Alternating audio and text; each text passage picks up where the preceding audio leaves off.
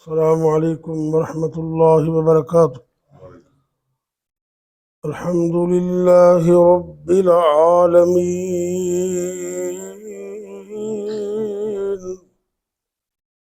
والعاقبۃ للمتقین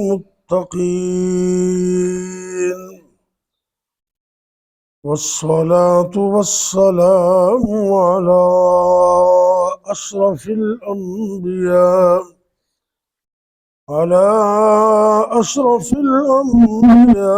والمرسلين وعلى آله وأصحابه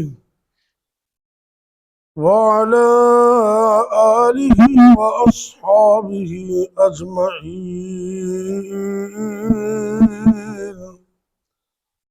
رب اشرح لي صدري ويسر لي أمري واحلل عقدة من لساني يفقه قولي. رب يسر ولا تعسر وتمم بالخير وبك نستعين. أما بعد فأعوذ بالله السميع العليم من الشيطان الرجيم. بسم الله الرحمن الرحيم.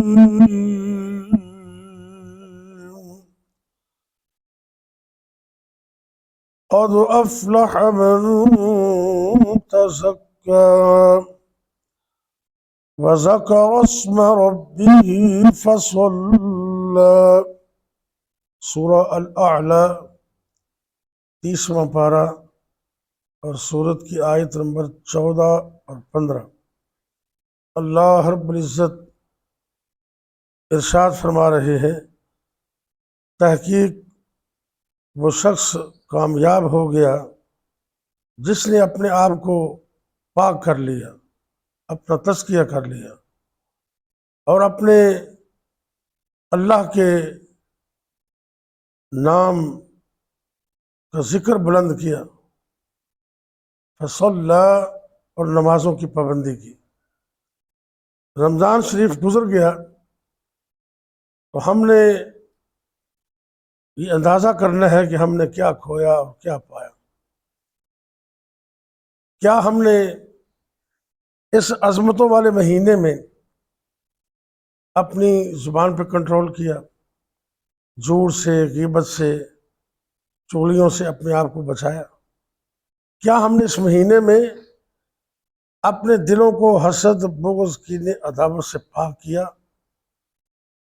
کیا ہم نے اللہ کے فرمان کے مطابق یا ایھا الذین آمنوا کتب علیکم الصیام کما کتب علی الذین من قبلکم لعلکم تتقون، کہ اے ایمان والو تم پر روزے فرض کیے گئے جس طرح کہ تم سے پہلے لوگوں پر فرض تھے تاکہ تم متقی بن جاؤ. تو کیا ہم نے رمضان کے اندر روزہ رکھ کر، قرآن پاک کی تلاوت کر کے، صدقات و خیرات میں آگے بڑھ کر اپنے آپ کو متقی بنایا یا نہیں بنایا؟ اگر تو اس کا جواب ہاں میں ہے تو الحمدللہ اللہ کا شکر کریں اور اللہ اس میں اور اضافہ فرمائے. اور اگر نہ میں جواب ہے تو پھر ہمیں فکر کرنا چاہیے. عید اچھے نئے کپڑے پہن لینا صرف اس کا نام نہیں ہے. عید کے موقع پر سنت ہے آپ نیا لباس پہنے یا دھویا ہوا لباس صاف ستھرا پہنے، لیکن اصل عید اس بندے کی ہے جو اللہ سے ڈر گیا اور جس نے اعمال اچھے کیے.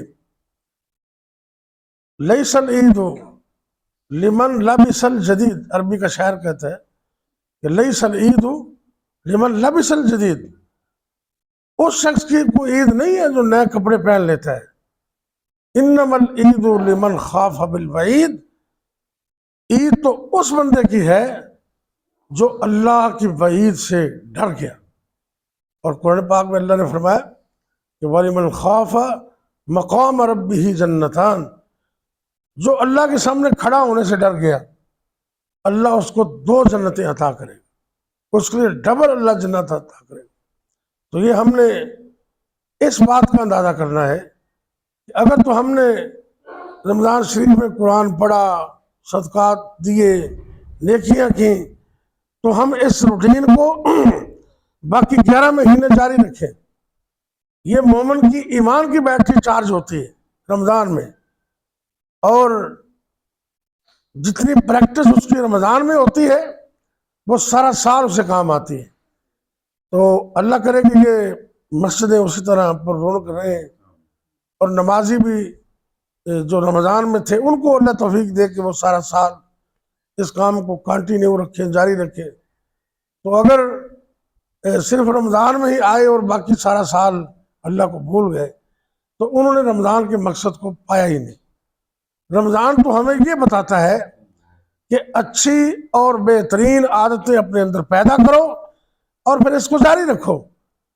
اللہ والے رمضان شریف آنے سے 6 مہینے پہلے اللہ سے دعائیں کرتے کہ اللہ تو ہمیں نصیب کر دے، اور جب رمضان گزر جاتا تو 6 مہینے دعائیں کرتے رہتے کہ اللہ اس کو قبول کر لے۔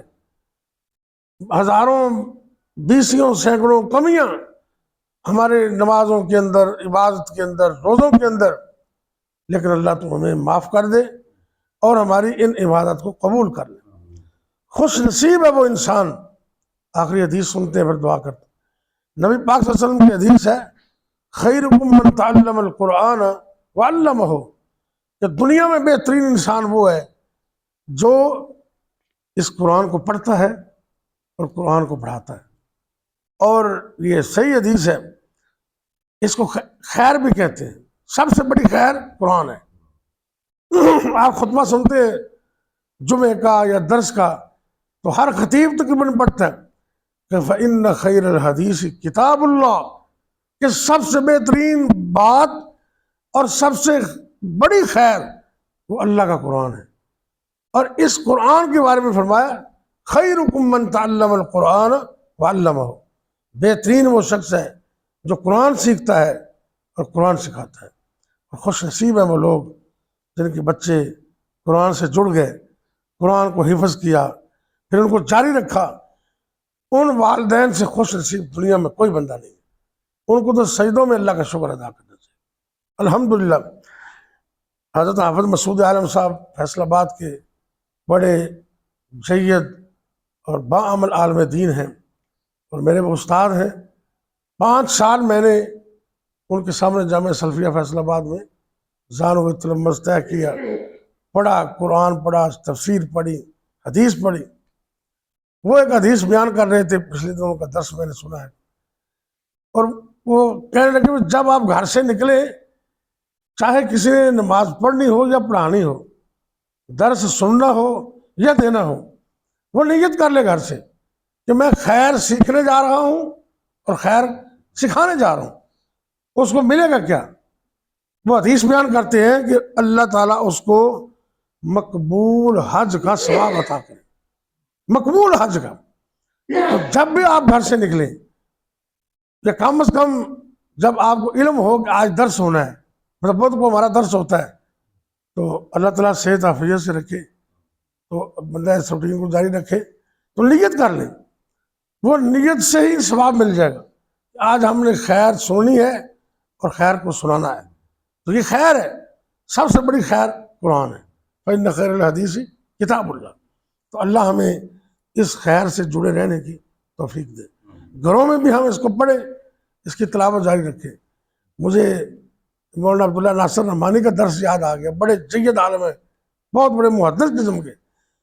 وہ کہتے ہیں کہ اس قرآن کو نہ پڑھنے والے کے خلاف اللہ کے نبی رٹ دائر کر دیں گے قیامت کے دن، کہ اس کے پاس قرآن آیا اور گھر میں پڑھا رہا، اس نے اس کی تلاوت ہی نہیں کی۔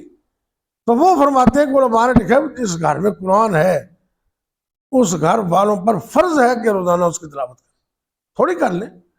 تو یہ ہم جتنے لوگ بیٹھے ہیں، ہم عزم کریں، گھر میں جا کے بتائیں کہ ایک روٹین کے ساتھ ہم نے اس قرآن کو پڑھنا ہے، اور انشاءاللہ روز پڑھنا، اس سے بڑی برکت ہوگی۔ اللہ تعالی ہم سب کو خیر عطا کرے، ہمارا بیٹھنا قبول کرے، بیماروں کے لیے دعا کرے۔ یا ربی لک الحمد کما ینبغی لجلال وجہک ولعظیم سلطانک، اللہم صلی وسلم علی نبینا محمد صلی اللہ علیہ وسلم۔ یا اللہ ہمارا بیٹھنا قبول کر لے، سننا سنانا قبول کر لے، اللہ دونوں جہان کامیاب کر دے، اللہ ہمارے بیماروں کو شفا دے دے، ہمارے ملک پاکستان کی خیر فرما، اللہ غزہ فلسطین اور جہاں مسلمان مظلوم ہیں اللہ ان کی مدد فرما، ظالموں کو نیست و نابود کر دے، تباہ و برباد کر دے۔ یا اللہ رمضان گزر گیا، اللہ ہمارے روزے قیام تلاوت صدقات قبول کر لے، اور ان نیکیوں کو رمضان کے بعد بھی ہمیں جاری رکھنے کی توفیق دے دے۔ جو مسلمان فوت ہو گئے اللہ ان کو معاف کر دے، ہمیں موت کی تیاری کی توفیق دے دے۔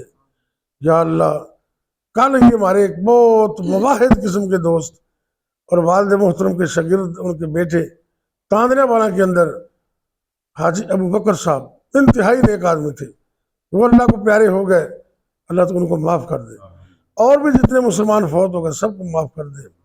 خاص کر ہمارے والدین پہ رحم فرما، جن کے والدین فوت ہو گئے اللہ ان کے والدین کو جنت میں اعلیٰ مقام دے دے، جن کے والدین زندہ ہیں ان بچوں کو اس نعمت کی قدر کرنے کی توفیق دے دے، اللہ رزق حلال دے، حرام سے بچنے کی توفیق دے، جو بے روزگار ان کو حلال کا روزگار دے دے، ساری زندگی اللہ کسی کا محتاج نہ کرنا، اپنے علاوہ کسی کا محتاج نہ کرنا۔ یا اللہ جب تک زندہ رکھنا اپنی توحید پر قائم رکھنا، جب موت آئے تو کلمہ نصیب کرنا، خاتمہ بالخیر فرمانا۔ ربنا آتنا فی الدنیا حسنہ وفی الآخرة حسنہ وقنا عذاب النار، ربنا هب لنا من ازواجنا وذرياتنا قرة اعین واجعلنا للمتقین اماما، ربنا تقبل منا انك انت السمیع العلیم وتب علينا انك انت التواب الرحیم، وصلی اللہ تعالی على خیر خلقہ محمد وعلى آلہ واصحابہ اجمعین۔